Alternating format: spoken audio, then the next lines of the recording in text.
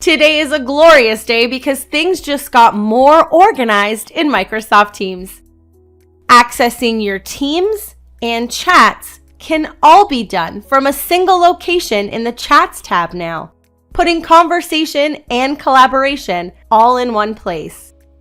The chat pane will now house both your private chats and all your Teams workspaces and channels together, which you can shift into an order of your preference, allowing you to organize your conversation and collaboration areas in a way that works best for you. You also have these handy filters to help you get specific and help you select what is in view here. In a moment, we are going to take a look at some of the cool features that this view provides you with. First, you can customize this view. And the most important thing to note is if after this video, you just want things to go back to the way they were, you can select Separate here and make that happen.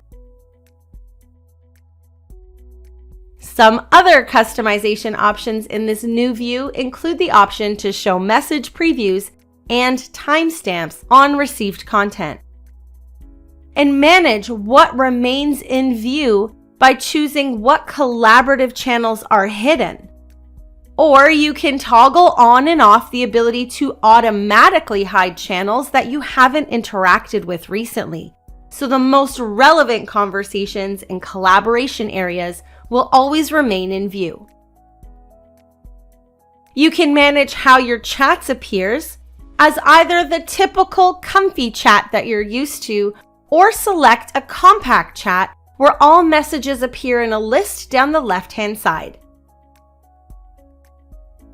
Lastly, choose if you want Teams to provide suggested replies to messages to make quick responses easy.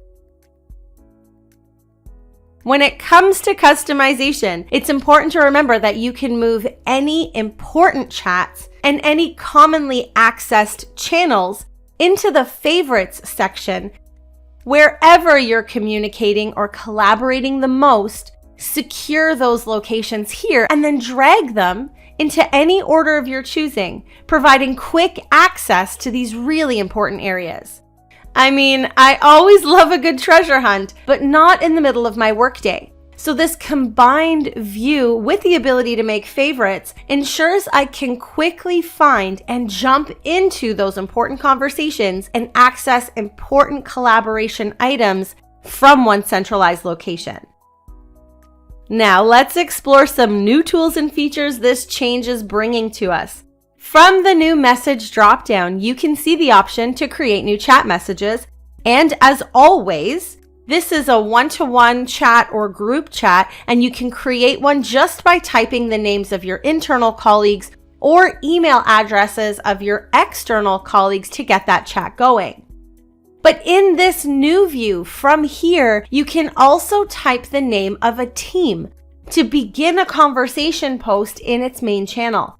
Or from the new message area, you can also write the name of a specific channel of a Teams workspace to begin a conversation thread there instead.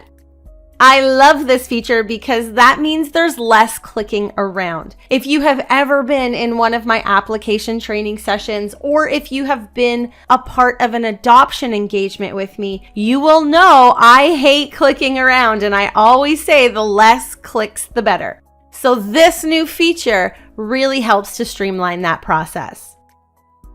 Now back to this new message dropdown. From here, you can also create a new channel. It is important to know that every channel must be hosted by a team.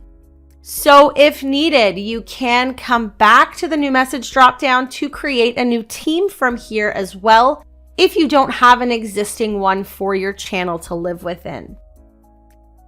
Sections are new to Microsoft Teams, and probably one of the things I'm most excited about with this change.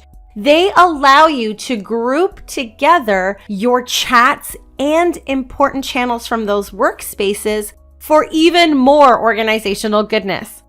This new feature really excites me. Once you have created your section, just click and drag those chats or those channels into the section to group them and tie them together. When you do this, the chat is going to be moved out of that general chat area and placed into this new section. And channels will now be accessible both from the section and from the Teams workspace. As I always say, when you see an ellipsis in Teams, click it. There are often so many really cool tools and features living within these hidden menus. And here we can see some really great sorting options for this new section.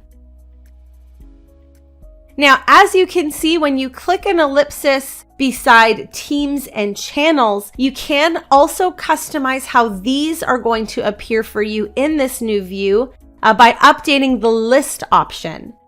You can see your channels either grouped together by the Teams workspaces, which is our more traditional view, or if you want, you can see a long list of channels instead. When you head back to the ellipsis from this view, you can now decide how those channels are going to be sorted. And don't worry about any of those teams that may not appear here in this short list. From the ellipsis, you can also select your teams and channels to see a complete list of all of the Teams workspaces you're a part of, so you can jump into those teams and into those channels to access the shared content and keep collaboration alive. If you're scared you're going to miss something, don't worry. All of your existing notifications and alerts are still alive and well in the new Teams experience. So just a couple of reminders. Don't forget about your specific channel notifications here, or you can go to the Teams settings and manage your application notifications. I hope this video has made you feel more comfortable with the new Teams experience and has you just as excited as I am about this new, more organized version of Microsoft Teams.